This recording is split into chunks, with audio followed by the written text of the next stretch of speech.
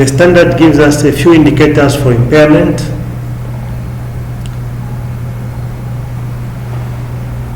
Which are divided into external sources and internal sources.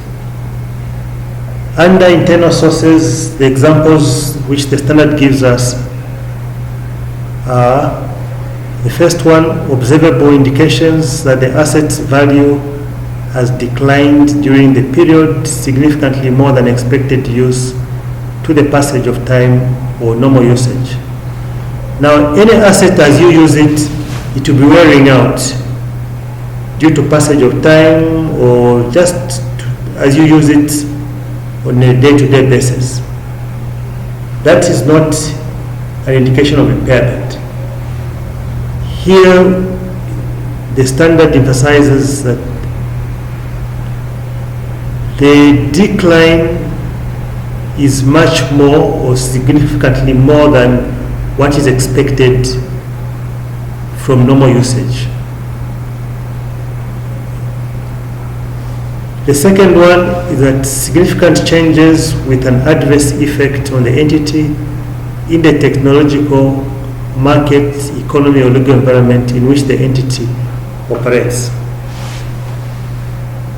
Entities operate within markets, they operate within different environments, and there will be issues to do with technology, the economy, which will have an effect on the entity. For example, if we go back a couple of years ago, we had black and white TVs, which have since been superseded by color TVs.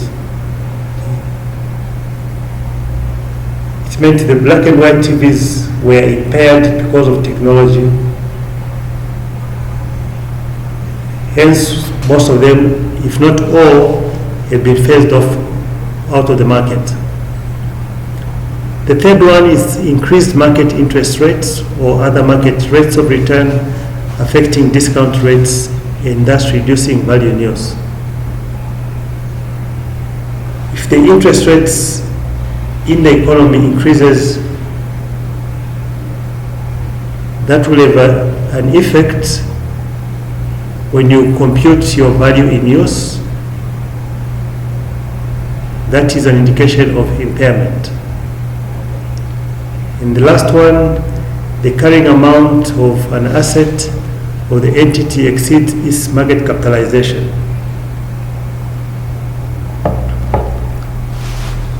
You take an asset. If you are to buy a similar asset from the market, you spend less to buy a new asset than the carrying amount of an old asset. That is an indication that this old asset is impaired.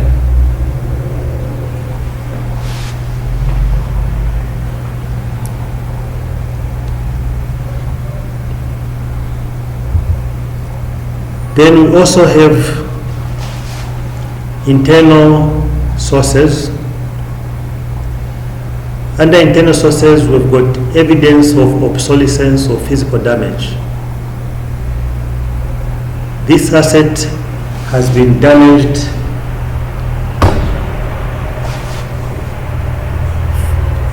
due to some accident of some sort, or is obsolete,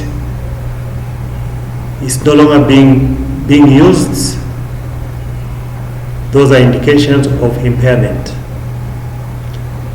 Significant changes with an adverse effect on the entity, including the asset becoming idle, plans to discontinue or restructure an operation to which the asset belongs, or to dispose of it earlier than expected, and reassessing the useful life of an asset as finity rather than infinity. In one past exam question, there was an example of a school in a small village. In that village, the number of school-going children had reduced drastically, so the council decided to turn the school into a library. Okay. That was an indication of impairment. Now remember, indication of impairment does not mean that the asset is impaired. Indication of impairment just enables you or simply requires you to do the test. It's only the tests which should confirm that the asset is impaired, not the indicators. But you have to bring out those indicators in your answer when you're answering a question. The third one, internal evidence available that asset performance will be worse than expected. You have this machine, you expect it to produce 20 loaves of bread, but it's only producing 15 loaves of bread. That is an indication that that asset is impaired.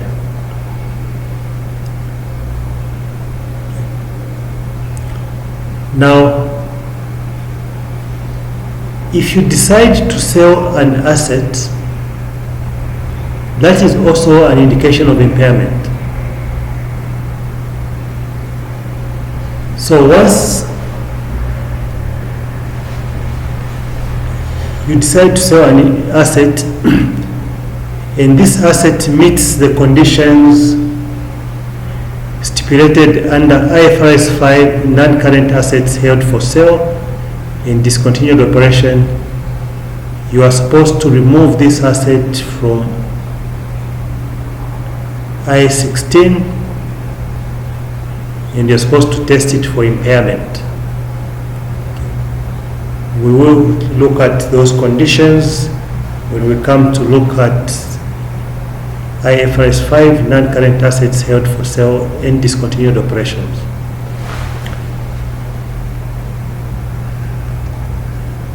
We move to a cash generating unit. A cash generating unit is the smallest identifiable group of assets that generates cash inflows that are largely independent of the cash inflows from other assets or group of assets. So you've got this group of assets, they generate cash inflows, but that cash inflow you cannot tie it to a particular asset in that group. This is known as a cash generating unit or a CGU. Now, how would we treat a CGU when it is impaired? When a CGU is impaired, you first allocate the goodwill from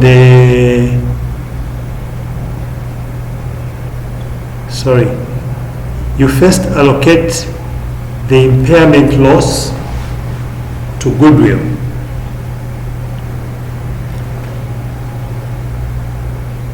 And also to any assets which the question specifically indicates that it's impaired.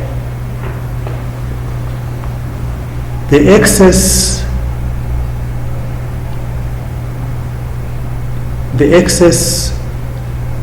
impairment loss will then be allocated to the remaining assets on a pro rata basis with the exclusion of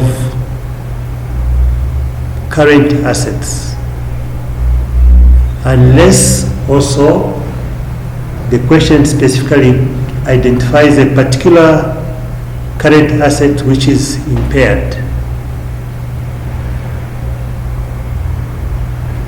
Otherwise, if the asset does not give you an indication of a current asset which is impaired, the remainder of the impairment loss should be allocated to the other assets remaining on a pro rata basis.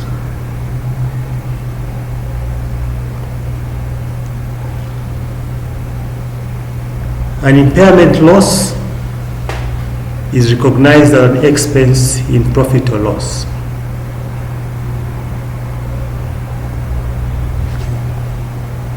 We did look at